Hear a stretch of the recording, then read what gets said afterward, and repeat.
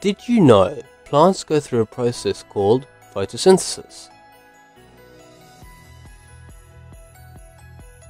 This is how plants make their own food. They absorb sunlight through the plant's chlorophyll. The energy from this turns the water into hydrogen and oxygen. Before a plane takes off or a skydiver leaps into the abyss, someone uses an anemometer. Anemometers are devices used by meteorologists to measure wind speed. Anemometers are also used to measure wind pressure, a different phenomenon than wind speed.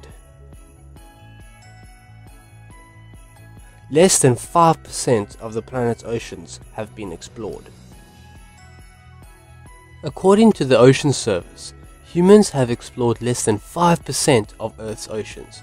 As researchers strive to discover more, we're continually getting to know our oceans better. Bioplastics can take various lengths of times to totally decompose. Bioplastics are meant to be composted in commercial composting facilities. The composting time in these facilities is between 90 to 180 days.